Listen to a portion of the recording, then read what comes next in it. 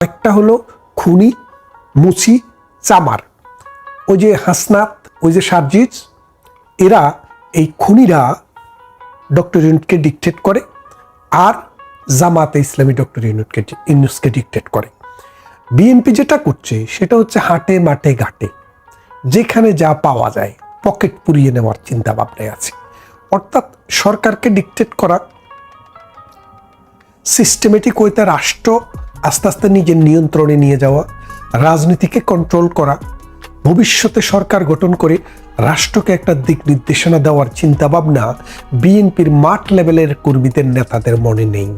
তাদের চিন্তা হলো গত 13, 14, 15 বছর, 16 বছর থেকে খাওয়া দাওয়া খাইতে পারি নাই, পকেটে টাকা নাই, ব্যাংকে পয়সা নেই, এখন ব্যাংকে কোটি কোটি টাকা বানাতে হবে, অন্যের বাড়ি দখল করতে হবে, ঘর দখল করতে হবে, ইজারাগার দখল করতে হবে, টেন্ডারবাজি করতে হবে, চাঁদাবাজি করতে হবে, মহল্লা দখল করে মাস্তানি করতে হবে।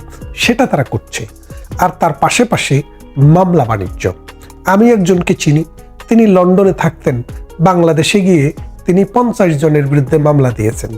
এই 50 জনের মধ্যে অন্তত 20-30 জন আছে যারা যেই ঘটনা সংশ্লিষ্ট ইস্যু সেই ঘটনার কাছে ধারে কোথাও ছিল না বা এলাকায়ও ছিল না। তো এগুলা তারা করবেন, এটা তাদের মজ্জাগত। তারা যদি কাউকে মামলা দিয়ে একটু হেনস্থা করতে পারেন, তাদেরকে যদি একটু কোর্টে নিয়ে যেতে পারেন, বিপদে রাখতে পারেন, তারা আনন্দ পান। তো কেউ যদি আনন্দ পেতে চায়, তাকে আনন্দ পেতে দিচ্ছে সরকার, দেখ, আমাদের কোনো আপত্তি নেই। এখন বিষয়টা হলো জামাতে ইসলামী সিস্টেমেটিক্যালি সরকারকে কন্ট্রোল করেছে, করে তারা এখন এই বাংলাদেশ ব্যাংকে পরিপত্র জারি করে। তারা এখন নারীদের ফুটবল খেলায় তৌহিদি জনতা বলে হামলা চালায়। তারা এখন দরবেশ পীর আউলিয়াদের মাজার ভেঙে সেখানে উৎসব চালায়। এখন এই করতে করতে আস্তে আস্তে কি হবে, বাংলাদেশটি আফগানিস্তানের দিকে রওনা দিবে। এখন আমাদের আরেক পীর আছে চরমোনাই, মুরিদ ব্যবসা করে খায়, বন্ড বাটপার। এই বন্ড বাটপার মানুষের ধর্ম ব্যবসা, ধর্মকে যে ব্যবসায় নিয়ে এসছে, যে কুফরি কাজ, এই কুফরি করে তারা খায়। এখন তাকে সাম্প্রতিক মহিউদ্দিন খালেদ বা খালেদ মহিউদ্দিন নামে এক ভদ্রলোক, যিনি ওই যে 24শে জুলাই আন্দোলনে এই সন্ত্রাসী বাহিনীকে যথেষ্টভাবে প্রমোট করেছিল, সেই খালেদ মহিউদ্দিন এই চরমোনাইয়ের এই বাটপার মুরিদ ব্যবসায়ী, ধর্ম ব্যবসায়ী বন্ডকে জিজ্ঞেস করেছিল, আপনারা বাংলাদেশের ক্ষমতায় যেতে চান, রাষ্ট্র ক্ষমতায় গেলে আপনারা কি ধরনের বাংলাদেশ চান, এটার কোনো মডেল আছে? তারপরে উনি ইনিয়ে বিনিয়ে বলছিলেন, আফগানিস্তানের কথা বলছিলেন না, কিন্তু খালেদ মহিউদ্দিনও নাছর বান্দা, বললো যে আপনি একটা উদাহরণ দেন, পৃথিবীতে এমন কোনো দেশ আছে কিনা যে দেশের মতো আপনারা হতে চান। বললো যে আমরা আফগানিস্তানের মতো হতে চাই। তাহলে আপনি বোঝেন, আফগানিস্তান যদি বাংলাদেশ হয়, এই বাংলাদেশের নারীদের যে কোটি কোটি নারীর যে অংশগ্রহণ বাংলাদেশের অর্থনীতিতে, সমাজনীতিতে, রাজনীতিতে, শিক্ষায়, তাদের জীবনটা কোথায় যাবে? আফগানিস্তান মডেলে আপনারা জানেন, সেখানে 5ম শ্রেণীর পর কোনো নারী শিক্ষা গ্রহণ করার কোনো পারমিশন নেই। অর্থাৎ 5ম শ্রেণী পর্যন্ত শিশু অবস্থায় তারা স্কুলে বা মাদ্রাসায় যেতে পারবে, তাও আবার মাথা বেঁধে মুখ থেকে। আর 5ম শ্রেণীর পর তাদেরকে বিয়ে দিয়ে দিতে হবে। তাদের আর কোনো কলেজ নেই, তাদের কোনো স্কুল নেই, তারা বিশ্ববিদ্যালয়ের টিচার হতে পারবে না, তারা বিশ্ববিদ্যালয়ের ছাত্র হতে পারবে না, তারা মেডিকেল কলেজে পড়তে পারবে না, তারা বিমান চালাতে পারবে না, তারা গাড়ি ড্রাইভ করতে পারবে না, তারা শিল্প কারখানায় কাজ করতে পারবে না, অফিস আদালতে বস হতে পারবে না, তারা শুধু বাচ্চা পয়দা করবে। অর্থাৎ নারীদের একমাত্র কাজ হচ্ছে পুরুষের মনোরঞ্জন এবং সংসার দেখা আর সন্তান উৎপাদন করা। এই যে মধ্যযুগীয় চিন্তা চেতনা, এই যে মধ্যযুগীয় ধ্যান ধারণা, এবং একটা পুরুষকে 4টে বিয়ে করতে হবে এবং এক নারী ওই 4 জনের একজন হবে, তার একক কোনো স্বামী থাকবে না। তিনি দাবি করতে পারবেন না যে আমার একজন স্বামী আছে, উনি বলবেন আমাদের 4 জনের মিলে একজন স্বামী আছে। সেই মধ্যযুগের দিকে বাংলাদেশকে নিয়ে যাওয়ার যে পায়তারা, সে পায় তারা জামাত সমর্থন করে। জামাত এখন কি করছে? সরমনাইকে মাথায় হাত বোলাচ্ছে, মমিনুলের পান্ডা দলকে মাথায় হাত বোলাচ্ছে। ওই শফি হুজুরের যে দলটি ছিল, শফি হুজুর তো মারা গিয়েছেন, আল্লাহ বেহেশত নসিব করুক। তার যে হেফাজতে ইসলাম, সেই হেফাজতে ইসলামের মাথায় হাত বোলাচ্ছে। এইরকমভাবে বাংলাদেশে যে 50-60টি ইসলামী দল আছে, সেই দলগুলোকে কাছে টেনে একটি ইসলামী হুকুমত বাংলাদেশে কায়েম করতে তারা চায়। এখন বিষয়টা হচ্ছে, প্রতিবেশী যে দেশ ভারত, তাদের এখন কি করতে হবে, তারা কি করবে, তাদের কি করণীয় আছে, বা তাদের জন্য ভয়ের কারণটা কোথায়? দেখেন, বাংলাদেশের এমন কোনো ক্ষমতা নেই ভারতকে আক্রমণ করে, ভারতকে দখল করে, ভারতের সাথে যুদ্ধ করে জয়লাভ করে। এমন কোনো ক্ষমতা তার 100 ভাগের 1 ভাগও বাংলাদেশের নেই। কিন্তু বাংলাদেশ যে কাজটা করতে পারে, সেই কাজটা হচ্ছে কি, এই যে ভারতের 4000 বর্গমাইল নয়, কিলোমিটার, 4000-এর উপরে কিলোমিটার আমাদের সাথে তাদের ল্যান্ড বর্ডার। এই ল্যান্ড বর্ডারের মধ্যে এখন যদি মনে করেন বিভিন্ন জায়গায় জায়গায় মাদ্রাসা, মক্তব, মসজিদ করে ওখানে যদি দাওয়াতি কাজের মাধ্যমে আস্তে আস্তে জঙ্গিবাদকে প্রশ্রয় দেওয়া হয়, জঙ্গিবাদ যদি মাথাছাড়া দিয়ে ওঠে, তাহলে এই জঙ্গিবাদের খপ্পর কিন্তু সীমান্তের ওপারেও গিয়ে পড়বে। কখনো ককটেল বোমা হামলা করবে, কখনো জঙ্গি হামলা করবে, কখনো বুকে বোমা বেঁধে মরে যাবে। নিজে তো মরবে না, অন্য 10টা মানুষকে মারবে। এবং চায়না ভারতের শত্রু রাষ্ট্র, পাকিস্তান ভারতের শত্রু রাষ্ট্র, এই দুটি রাষ্ট্র জঙ্গি উৎপাদন করে। বিশেষ করে পাকিস্তান জঙ্গি উৎপাদন করে, আর চায়না অস্ত্র উৎপাদন করে। এখন চায়না অস্ত্র দিবে, পাকিস্তান জঙ্গি দিবে। এই অস্ত্র এবং জঙ্গি মিলে বাংলাদেশের সীমানা দিয়ে হুট করে ভারতের বিভিন্ন অঞ্চলে ঢুকে পড়বে। এই ঢুকে পড়ার পর ভারতকে অশান্ত করবে, অস্থিতিশীল করবে। ভারতের বিভিন্ন অঙ্গরাজ্যে, মেঘালয়, ত্রিপুরা, আসাম, মিজোরাম, যেসব অঞ্চলগুলোতে জঙ্গিবাদ, বিশেষ করে জঙ্গিবাদ নয়, বিচ্ছিন্নতাবাদী আন্দোলন আছে, ভারতকে মানে ভাগ করে ফেলার যে আন্দোলন আছে, এইসব আন্দোলনে তারা ঘি ঢালবে। এর ফলে কি হবে? ভারত একটা প্রক্সি যুদ্ধের মধ্যে থাকবে। এই প্রক্সি যুদ্ধটা হলো নিজের দেশে এগুলোকে নিয়ন্ত্রণ করা, এবং বাংলাদেশ থেকে যেন এই মৌলবাদী শক্তি কোনোভাবে বর্ডার ক্রস করতে না যেতে পারে সেটার ব্যবস্থা করা। তাহলে এখন যুদ্ধ হবে, চুলকানি হবে ভারতে বা বাংলাদেশে, আর সেই চুলকানির এই যন্ত্রণাটা পড়বে ভারতে। কারণ বাংলাদেশ তো তখন একটা অবলা, বাংলাদেশকে তখন ধর্ষণ করবে এই মোল্লা মৌলবীরা। আর ভারত প্রতিবেশী রাষ্ট্র হিসেবে সেটা দেখে দেখে থাকতেও পারবে না, আর সহ্যও করতে পারবে না। যার কারণে ভারতকেও ইনিশিয়েটিভ নিতে হবে। তা এখন ভারতের কাজ কি? ভারত কি বাংলাদেশ আক্রমণ করবে? না, আমরা সেটা চাই না, সেটা হতেও পারে না।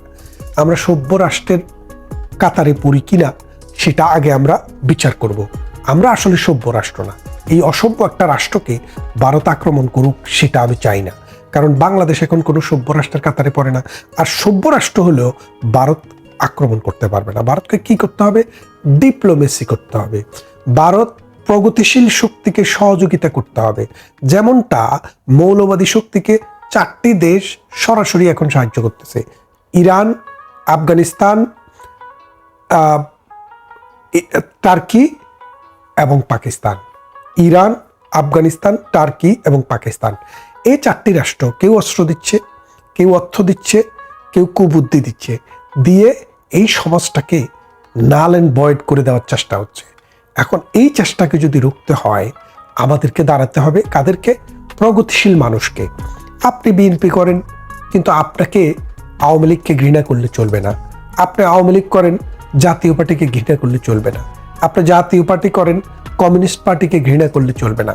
অর্থাৎ আপনারা যারা এই মৌলবাদী, মধ্যযুগীয়, বর্বর, পুরুষতান্ত্রিক শাসনের বিরুদ্ধে কথা বলেন, যারা বিশ্বাস করেন নারী এই সমাজে কন্ট্রিবিউট করতে পারে, নারী এই সমাজে রাজনীতি করতে পারে, অর্থনীতির চাকা ঘুরাতে পারে, স্কুল কলেজ বিশ্ববিদ্যালয় মসজিদ মসজিদে এবং মুক্তবে যেতে পারে, তাহলে আপনাদেরকে এক হতে হবে। এক হয়ে এই বাংলাদেশকে এই জালেমের হাত থেকে রক্ষা করতে হবে। ডক্টর ইউনূস এখন কেন সারা জীবন আপনারা জানেন পশ্চিমে বসবাস করেছেন, এই পশ্চিমে বসবাস করা মানুষটি কেন আজকে এই মৌলবাদীদের হাতিয়ারে পরিণত হয়েছে, এটার একটা তর্জমা দরকার। বিষয়টা হচ্ছে ডক্টর ইউনূস মনে করেন এবং বুঝে গেছেন যে আমি এখন শেষ বয়সে আছি, আমার এখানে মাংস ঝুলে গেছে, আমি যে কোনো সময় মারা যেতে পারি। আর বাংলাদেশের মানুষের যে অ্যাভারেজ গড় আয়ু সেটা অনুসারে 90 বছর 92 বছরের পরে বাংলাদেশে বেঁচে থাকে এরকম মানুষের সংখ্যা খুবই কম। যদিও আমরা সম্প্রতি মাহাতির মাহমুদকে 100 বছর বাঁচতে দেখেছি, ডক্টর ইউনূসের সেই ভরসা হয়তো তিনি করেন না। তাই তিনি মনে করেছেন যে আমি চলে যাওয়ার পর এখন আমি কিছু রাজ করে যাই, কিছু টাকা বানিয়ে যাই, আনন্দ ফুর্তি করে যাই, আমার যে ভিন্ডিকটিজম সেটা আমি মানুষকে দেখিয়ে যাই, তারপর আমি যখন চলে যাব তখন কি মোল্লা মৌলবী শাসন করলো না কোনো ভদ্রলোকে শাসন করলো সেটা ভবিষ্যতে ঠিক করে নিবে, আমি তখন আর এই পৃথিবীতে থাকবো না। তাই এই বাটপার, এই সিটিং, এই পারভার্টেড মেন্টালিটির এই মানুষটি এই দেশটাকে আস্তে আস্তে ধ্বংসের দিকে নিয়ে যাচ্ছে।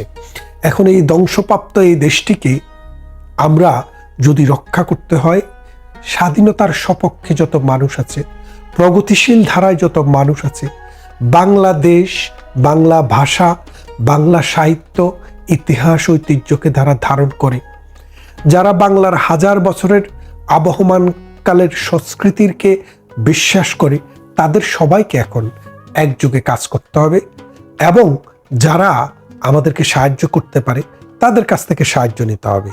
নিয়ে এই অক্ষ শক্তিকে, এই ধর্মান্ধ মধ্যযুগীয় নারী বিদ্বেষী সাম্প্রদায়িক শক্তিকে এখনই এই বাংলার মাটি থেকে চিরতরে উৎখাত করতে হবে। তা না হলে এই বাংলাদেশ কোটি কোটি মানুষের জন্য একটি জাহান্নামে পরিণত হবে এবং সেই জাহান্নামের আগুনে শুধু বাংলাদেশে জ্বলবে না, জ্বলবে পৃথিবীর নানা প্রান্ত। আসুন আমরা এই অক্ষ শক্তিকে, এই মৌলবাদী শক্তিকে, এই ধর্মান্ধ শক্তিকে না বলি। ডক্টর ইউনূসকেও আমরা লাল কার্ড দেখাই এবং তাকে বাধ্য করি একটা সুষ্ঠু সুন্দর নির্বাচন দিয়ে জনগণের নির্বাচিত প্রতিনিধির কাছে ক্ষমতা হস্তান্তর করে। ডক্টর মোহাম্মদ ইউনূসের নিয়োগকর্তারা নতুন যে দলটি করেছেন কিংস পার্টি, জাতীয় নাগরিক পার্টি এনসিপি, যদিও সেটার এখনো রেজিস্ট্রেশন হয়নি, আইনের দৃষ্টিতে এখনো স্বীকৃত দল না, তারপরেও এই যে দলটি বিভিন্ন জায়গায় গিয়ে তাদের পরিচিতি তুলে ধরতেছে, সারা বাংলাদেশ তারা ঘুরবে। তাদের একটি কর্মসূচিতে কেমন ব্যয় হয় সেটার একটা হিসাব সিনিয়র সাংবাদিক মাসুদ কামাল তুলে ধরেছেন। মাসুদ কামালের এই তথ্যটি মঞ্জুরুল ইসলাম পান্না সহ আরও কিছু আলোচিত গণমাধ্যম ব্যক্তিরাও তুলে ধরেছেন। তবে এইটার কোনো প্রতিবাদ আসেনি সরকারের পক্ষ থেকেও না, সেনাবাহিনী বা অন্যান্য আইন শৃঙ্খলা রক্ষাকারী বাহিনীর পক্ষ থেকে কোনো পাল্টা জবাব আসেনি। ফলে সঙ্গত কারণেই আমরা যে সেটেলড প্রিন্সিপাল সেটা অনুযায়ী ধরে নিতে পারি এই তথ্যটা সঠিক। অর্থাৎ এই এনসিপির কর্মসূচিতে সেনাবাহিনী, র্যাব, বিজিবি, পুলিশ এবং অন্যান্য যে সকল সংস্থাকে ডিপ্লয় করা হয়, এমনকি সেনাবাহিনীর যে সাজোয়া যান, যে যানের বিভিন্ন দিকে অস্ত্র তাক করা এবং ভিতরে খুব প্রোটেকশনে আসা যাওয়া করা যাবে, এর সঙ্গে সার্কিট হাউস সহ সরকারি বিভিন্ন বিশ্রামাগার ব্যবহার করা, সেই কর্মকাণ্ডে স্থানীয় প্রশাসন এবং আইন শৃঙ্খলা রক্ষাকারী বাহিনীর অংশগ্রহণ, অন্যান্য শিক্ষা প্রতিষ্ঠান বন্ধ করে দেওয়া সহ সব মিলে বোধহয় একটা হিসেবে জনাব মাসুদ কামাল বের করছেন যে 8 কোটি টাকা এক একটি প্রকল্পে ব্যয় হয়, এক একটি অনুষ্ঠানে। সেটার সংখ্যা আবার বেড়ে যাবে, কারণ চট্টগ্রামে আমরা দেখলাম সেখানে ডগ স্কোয়াড, যেটাকে সহজে বোঝার জন্য বলি কুকুর বাহিনী, তারপরে সোয়াত বাহিনী, এবং যে হোটেলটিতে তারা উঠবেন 2 দিন পূর্বে সেই হোটেলটিকে রিজার্ভ করে নেওয়া, হোটেলে কেবলমাত্র তারা এবং আইন শৃঙ্খলা রক্ষাকারী বাহিনীর সদস্য ছাড়া আর কেউ থাকতে পারবে না। তাহলে ওই হোটেলটার ব্যয় কেমন হবে সেটা একটা বিষয়।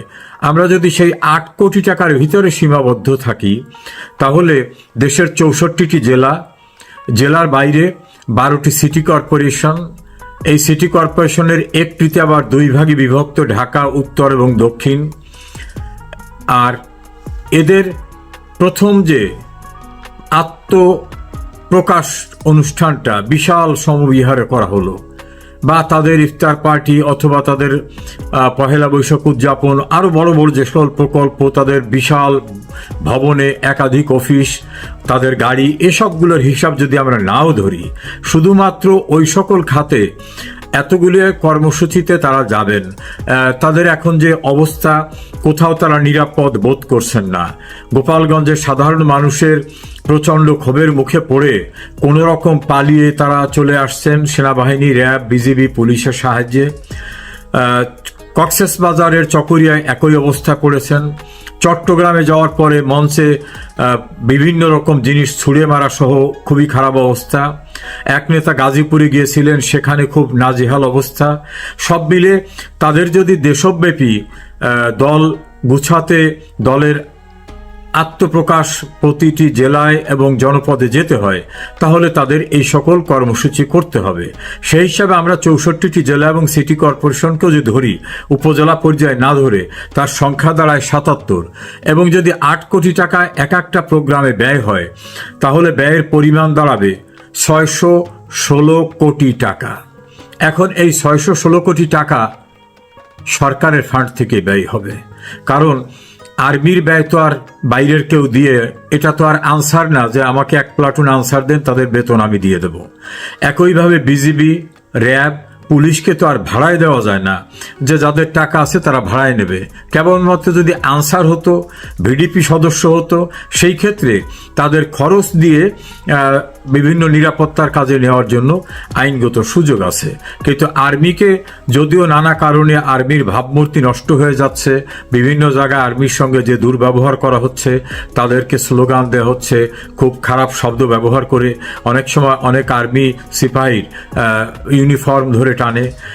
আর্মি আমাদের স্বাধীনতা সার্বভৌমত্বের একটি প্রতীক। মহান মুক্তিযুদ্ধের ভিতর থেকে এই সেনাবাহিনী গড়ে উঠেছে।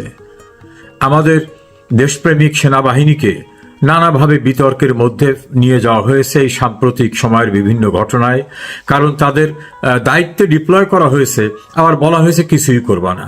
এখন তাদের সামনে বসে বঙ্গবন্ধু ভবন গুড়িয়ে দেওয়া, তাদের সামনে বসে মারধর করা, তাদের সামনে 2 কলেজের ভয়ঙ্কর যুদ্ধক্ষেত্রের মতো ঘটনা ঘটে যাচ্ছে, তারা কিছুই করতে পারছে না।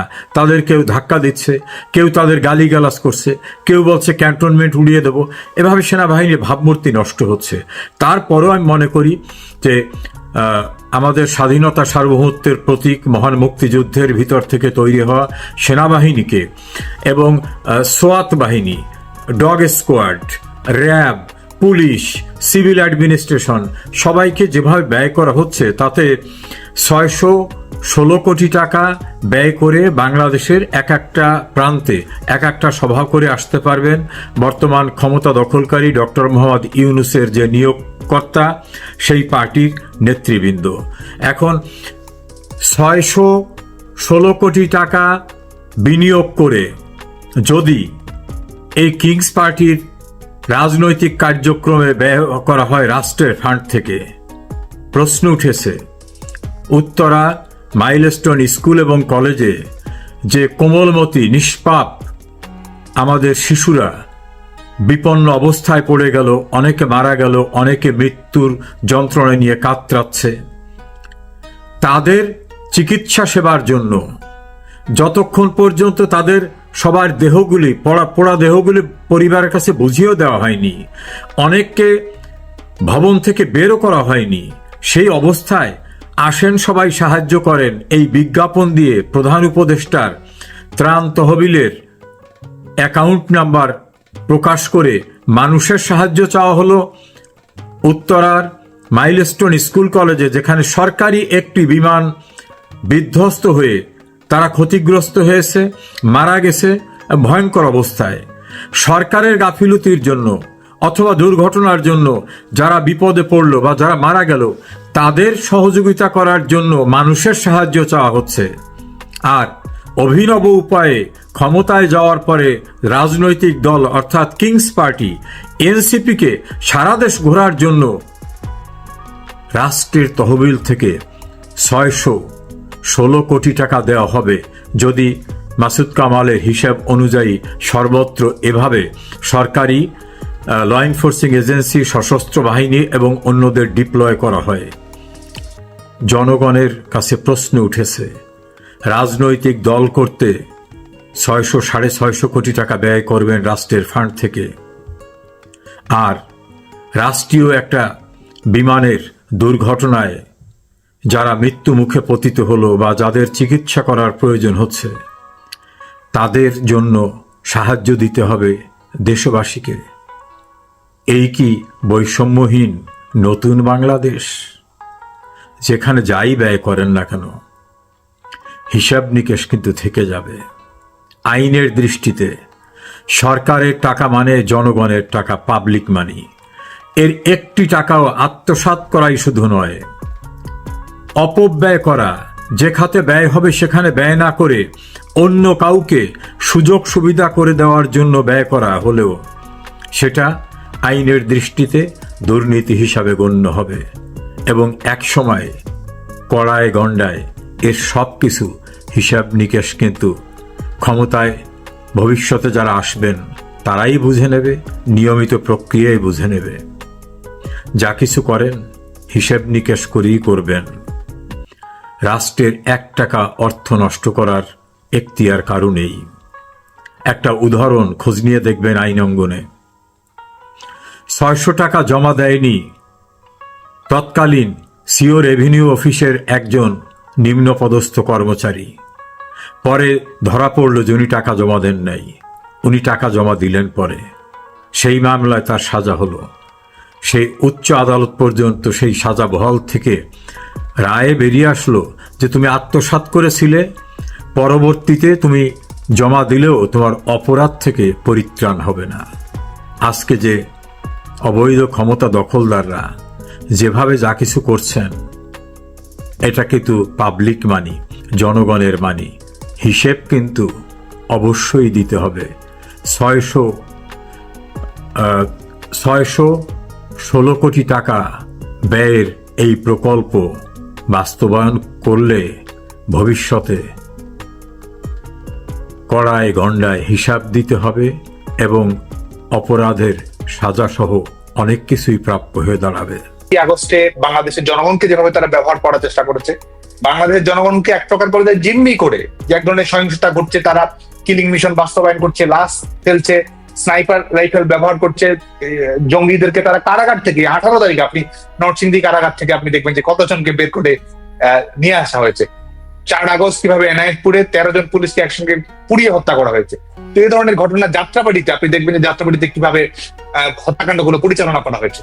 তো যারা হত্যাকাণ্ডগুলো পরিচালনা করেছে তারাই কিন্তু আজকে রাষ্ট্রের কল কবজা তারাই দখল করে রয়েছে। তো যে কারণে আমরা মনে করি যে এই প্রশ্নগুলো আসছে এবং বাংলাদেশের জনগণের কাছে ক্রমাগত ভাবে এগুলো পরিষ্কার হতে শুরু করেছে, যে কারণে কিন্তু জনগণ সঠিক রাজনৈতিক সিদ্ধান্তটি, সঠিক মতামতটি দেয়া শুরু করেছে, সংঘবদ্ধ হওয়ার চেষ্টা করেছে। এবং আল জাজিরা রিপোর্ট, আমি আরেকটি বিষয় বলি, শুধুমাত্র সেটি নয়, এই যে বাংলাদেশে এই ঘটনাগুলো ঘটেছে পুলিশের বিষয়, এই বাংলাদেশে আপনি দেখবেন যে 44 জন, সরকারি রিপোর্টও যদি আমরা আমলে নেই, যদিও প্রকৃত সংখ্যা কয়েক গুণ, তারপরও আপনি দেখবেন যে সরকারি রিপোর্ট অনুযায়ী 44 জন পুলিশ অফিসার হত্যাকাণ্ডের শিকার হয়েছে। পৃথিবীর কোন দেশে এই 44 জন কেন, 4 জন কেন, 1 জন বা 2 জন পুলিশও যদি সহিংসতা বা হত্যাকাণ্ডের শিকার হয়, সেই দেশের আইন শৃঙ্খলা পরিস্থিতি নিয়ে কি পরিস্থিতির উদ্ভব হয় এবং রাষ্ট্র কিভাবে রেসপন্স করে, সেই প্রশ্নগুলো তো আজকে সবার কাছে নিরপেক্ষভাবে মূল্যায়ন করা প্রয়োজন বলে আমরা মনে করি। আর যে বিভিন্ন ধরনের তাদের বিকৃত audio tap, doctor audio tap, engineer audio tap তারা আজকে প্রকাশ করছে, আজকে যে কারো কাছে আমরা প্রশ্ন করি, দেখুন পুলিশ পৃথিবীর যে কোনো দেশে আইন শৃঙ্খলা রক্ষাকারী বাহিনী আসলে কিভাবে কাজ করে। পুলিশ কাজ করে ফৌজদারি কার্যবিধি অনুযায়ী, পুলিশ কাজ করে তাদের যে নিজস্ব আইন রয়েছে সেটি অনুযায়ী তারা রেসপন্স করে। পুলিশ কাজ করে সরকারের যে আইন, যে সাংবিধানিক অনুশাসন রয়েছে সেটির আলোকে। সেক্ষেত্রে যেটি দেখার বিষয় সেটির জন্য তো কারো নির্দেশনার প্রয়োজন আছে বা কাউকে দিতে হয়। এটি আসলে যারা এ ধরনের বলে কোনো কিছু প্রমাণ করতে চায় তারা আসলে এক ধরনের বোকার স্বর্গে বসবাস করছে বলেই আমার কাছে সুস্পষ্ট প্রতিবাদ হচ্ছে। এবং বাংলাদেশের রাজনৈতিক পরিস্থিতি যদি আপনি দেখেন যে বাংলাদেশে কিন্তু কারফিউ দেওয়া হয়েছে, বাংলাদেশে কিন্তু 144 ধারা ছিল, বাংলাদেশে কিন্তু সহিংসতায় আক্রমণকাণ্ড পরিচালনা করেছে। যে প্রশ্নটি আসতে পারে, প্রশ্ন করতেই পারে, প্রপোর্শনেট কিনা, পুলিশের রেসপন্স প্রপোর্শনেট কিনা, কিংবা প্রত্যেকটি ঘটনার অনুপুঙ্খ তদন্তের আলোকে ক্রিমিনাল অফেন্সের দায়টি কার সেটি প্রমাণ করার সুযোগ থাকে। এবং সেটি কিন্তু জাতিসংঘের যে রিপোর্ট তারা দিয়েছে সেখানেও কিন্তু তারা সুস্পষ্টভাবে বলেছে যে এটির কোনো কিছুই, এই রিপোর্টের এই কোনো কিছু তাদের ক্রিমিনাল অফেন্স, ক্রিমিনাল লায়াবিলিটি ন্যূনতম অর্থ প্রমাণ করে না। বরং এই জুলাই আগস্টে আওয়ামী লীগের নেতাকর্মীরা যেভাবে নির্মম হত্যাকাণ্ডের শিকার হয়েছে, সনাতন ধর্মাবলম্বীরা যেভাবে হত্যাকাণ্ডের শিকার হয়েছে, এবং আমরা আরেকটা কথা বারবার বলে দিতে চাই যে ইন্ডেমনিটি শেখ হাসিনা সরকার তো বিচার বিভাগীয় তদন্ত কমিটি গঠন করছে, শেখ হাসিনা সরকার তো নিরপেক্ষ তদন্তের আলোকে প্রত্যেকটি হত্যার যেভাবেই হোক না কেন শেখ হাসিনা সরকার তো বিচার নিশ্চিত করতে চেয়েছে, ন্যায় বিচার নিশ্চিত করতে চেয়েছে। এবং দেখুন এই দখলদার সরকার তারা কি করছে, ইন্ডেমনিটি দিয়েছে। যে ইন্ডেমনিটি দেয় সেই যখন আমাদেরকে ন্যায় বিচারের সবক দেখে বলে দিচ্ছে এই ঘটনা তদন্ত করা যাবে না, প্রশ্ন করা দেওয়ার পর থেকে বিশেষ করে সরকার প্রধান হিসেবে শেখ হাসিনা, আওয়ামী লীগ সভাপতি হিসেবে শেখ হাসিনা প্রত্যেকটি মুহূর্ত সহিংসতা এড়াতে চেয়েছেন, মানুষের নিরাপত্তা, জীবনের নিরাপত্তা সবচেয়ে বেশি প্রায়োরিটি দিয়েছিলেন বঙ্গবন্ধু কন্যা দেশরত্ন শেখ হাসিনা। সে কারণে কিন্তু দলীয় নির্দেশনা ছিল, আমি আপনাকে বলছি দলীয় নির্দেশনা ছিল যে আইন শৃঙ্খলা রক্ষাকারী বাহিনী যে সিদ্ধান্তগুলো নিচ্ছে, প্রচলিত বাংলাদেশের যে আইন কানুন রয়েছে সেটির সঙ্গে সামঞ্জস্যপূর্ণ সাংগঠনিক সিদ্ধান্ত যেন গ্রহণ করা হয়। 5ই আগস্ট শুধু না, আপনি দেখবেন যে আওয়ামী লীগের কর্মসূচি 1 আগস্ট ছিল শোক র্যালি, পরবর্তীতে যখন সেটা কারফিউ দেওয়া হলো সেটি পরিবর্তন করা হলো, সেটি পরবর্তীতে 3, 4, 5 এভাবে 5 তারিখের কর্মসূচি কিন্তু পরিবর্তিত করা হয়। কারণ যে সহিংসতা যাতে এড়ানো যায়, কোনো ধরনের অনাকাঙ্ক্ষিত পরিস্থিতি যেন না ঘটে, এই ক্ষতিটি যেন কমিয়ে নিয়ে আসা যায়, একটি দায়িত্বশীল সরকার হিসেবে শেখ হাসিনা সরকার কিন্তু প্রাণান্তকর ভাবে সেই চেষ্টাই করেছে। কারণ শেখ হাসিনার কাছে সবসময় ক্ষমতার চেয়ে জনতা গুরুত্বপূর্ণ ছিল, শেখ হাসিনার কাছে সবসময় মানুষের নিরাপত্তা সবচেয়ে বেশি গুরুত্বপূর্ণ ছিল, এবং তিনি বিদ্যমান আইন অনুযায়ী সেটি এবং রাজনৈতিক সিদ্ধান্ত অনুযায়ী সেটি বাস্তবায়ন করার চেষ্টাই করে গেছেন। না, আমি সেটি মনে করি না, কারণ আমাদের দলের মূল লক্ষ্যটাই ছিল, আপনি দেখুন যে আপনি রাজনীতি করার অর্থ কি, আর ক্ষমতা পরিবর্তনের রাজনীতি, সাংবিধানিক রাজনীতিটার অর্থ কি? রাজনীতির অর্থ এই নয় যে আপনি সবসময় সরকারে থাকবেন কিংবা এটি থাকবেন। আপনি ক্ষমতায় যদি যান আপনাকে নিয়মতান্ত্রিক পদ্ধতিতে যেতে হবে, সাংবিধানিক অনুশাসন যেতে হবে, জনগণের ম্যান্ডেট নিয়ে যেতে হবে। রাজনৈতিক দল হিসেবে আওয়ামী লীগ তো সেটি করার চেষ্টা করবে। আওয়ামী লীগের কাছে তো সবসময় মানুষের নিরাপত্তা, সাংবিধানিক প্রক্রিয়া, জনগণের ম্যান্ডেট পাওয়া, গণতন্ত্র, এটি তো সবচেয়ে বেশি গুরুত্বপূর্ণ।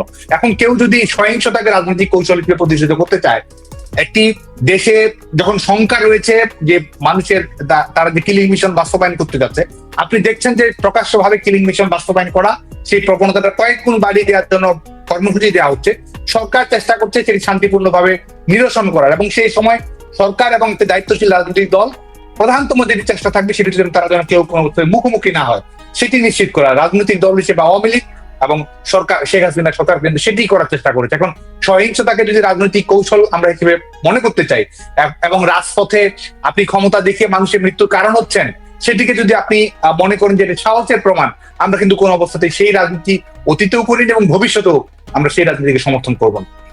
প্রথম কথা হচ্ছে অডিও ক্লিপটি তো ভিত্তিহীন, আর দ্বিতীয় বিষয় হচ্ছে যে এটি নিয়ে তো আইনানুগ দৃষ্টিকোণ থেকে যদি দেখেন যে আপনার তথ্যচিত্রেও কিন্তু সেটি রয়েছে, যেটি আমাদের যে প্রামাণ্য হিসেবে যেগুলোকে উপস্থাপন করা এভিডেন্স হিসেবে সেটির যে আইন কানুন রয়েছে, বাংলাদেশের প্রচলিত আইন কানুন, সেটিরও কিন্তু এটি লঙ্ঘন ঘটেছে। এবং এটির মাধ্যমে কিন্তু এটি যে একটি ক্যাম্পেইনিং এর অংশ, প্রোপাগান্ডার অংশ, এবং প্রোপাগান্ডার মাধ্যমে হেয় করা যে তাদের মূল উদ্দেশ্য, এবং সেটিও কিন্তু প্রমাণিত হয়েছে। আরেকটি বিষয় হচ্ছে যে এই যে তাদের এই ডক্টরড অডিও ট্যাপ, তাদের যে ইঞ্জিনিয়ার্ড অডিও ট্যাপ, সেটিকেই যে তারা তাদের একমাত্র প্রামাণিক দলিল হিসেবে উপস্থাপন করার চেষ্টা করছে।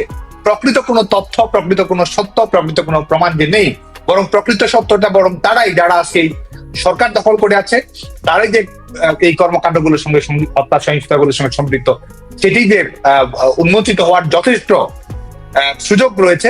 সে কারণেই কিন্তু আজকে এই অডিও ক্লিপের নাটক, এই বাইরে থেকে পিআর ক্যাম্পেইনিং এর মাধ্যমে রাজনৈতিক ফোকাস থেকে অন্যদিকে নিয়ে যাওয়ার চেষ্টা, যে কারণে আমরা আসলে সত্যি কথা যদি বলি এটি নিয়ে ব্যতিব্যস্ত হওয়ার কোনো সুযোগ, বিব্রত হওয়ার কোনো সুযোগ আছে বলে আমার কাছে মনে হয় না।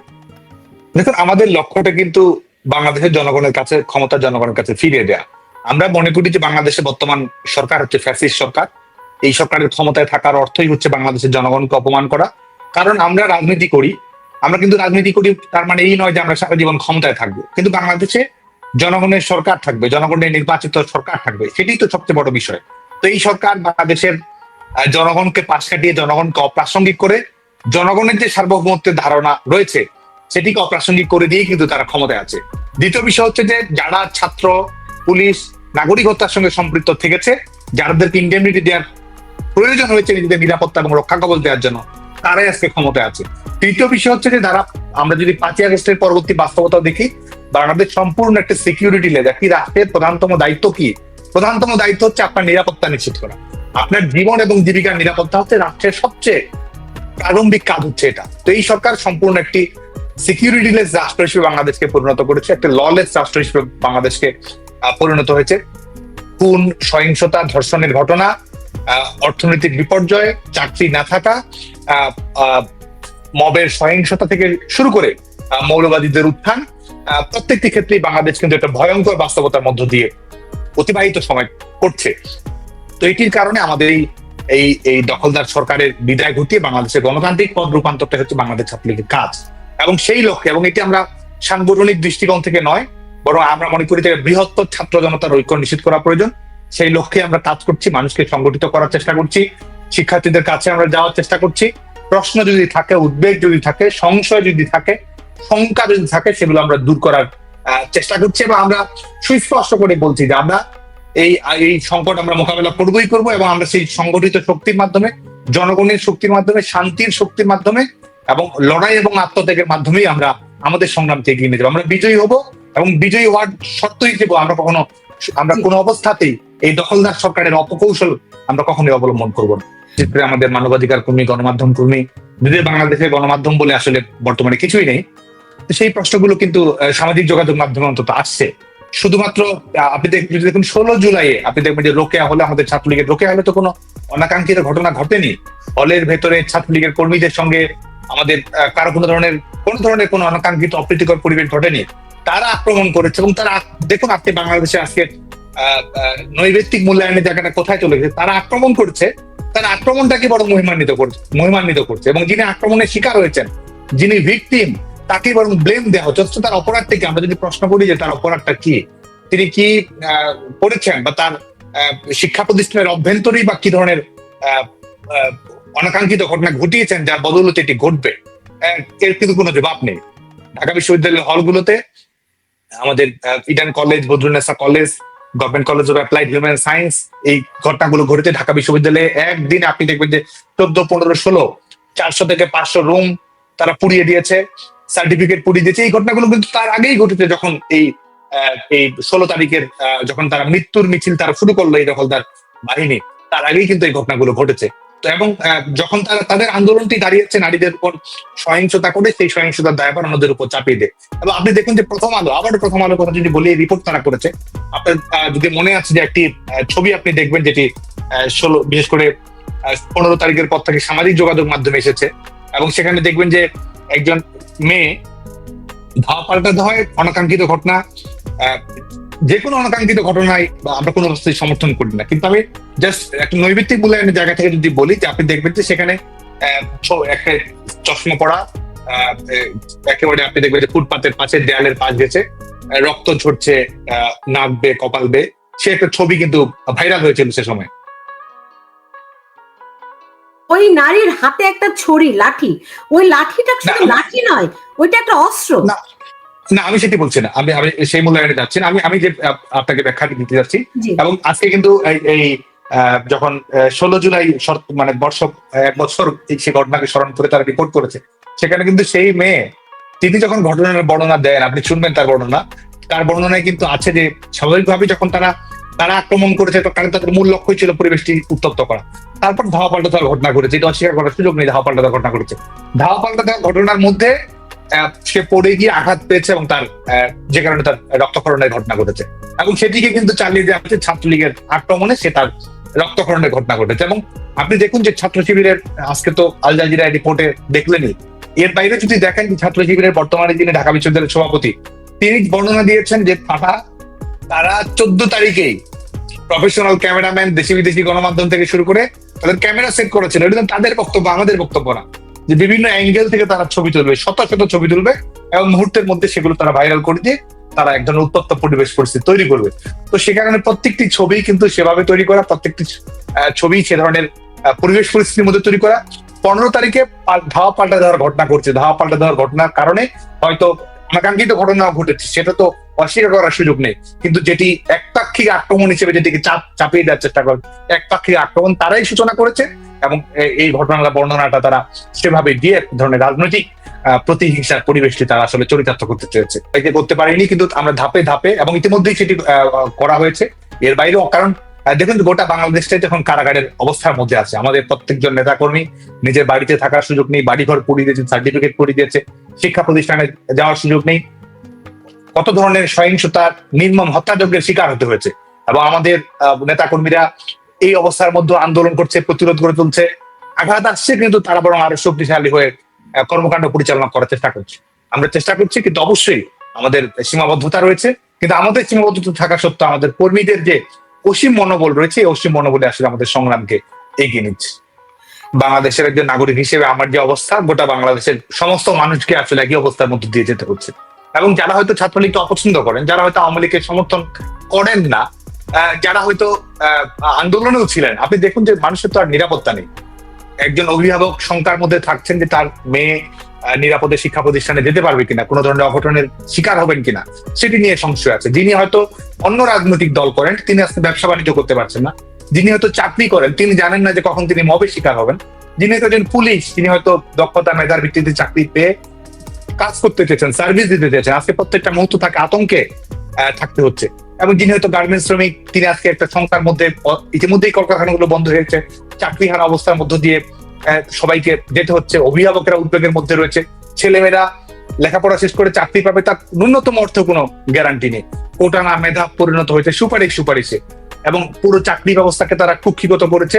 দলীয় বিবেচনায়, রাজনৈতিক বিবেচনায় নিয়োগ প্রদানের পক্ষে তারা ত্বরান্বিত প্রত্যেক মুহূর্তে করছে। তো গোটা বাংলাদেশে এক ধরনের সংকটের মুখে রয়েছে, যে কারণে আমাদের কাছে আমরা যেটিকে ফোকাস করার চেষ্টা করছি, আমরা লড়াইটাকে ফোকাস করার চেষ্টা করছি, সংগঠিত করার চেষ্টা করছি।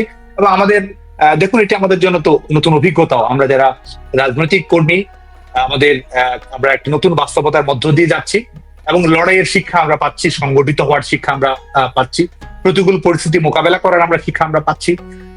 এবং এই সংকটকালীন সময়ে নিজেদের সীমাবদ্ধতাগুলো, সেটি নিয়েও আমাদেরকে এক ধরনের মূল্যায়ন করার সুযোগ হচ্ছে। আমাদের আগেকার কর্মকাণ্ডগুলো, সেগুলো নিয়ে রিভিজিট, রিথিং করার সুযোগ হচ্ছে, পুনর্মূল্যায়ন করার সুযোগ থাকছে, ভুলগুলো সংশোধন করার সুযোগ থাকছে।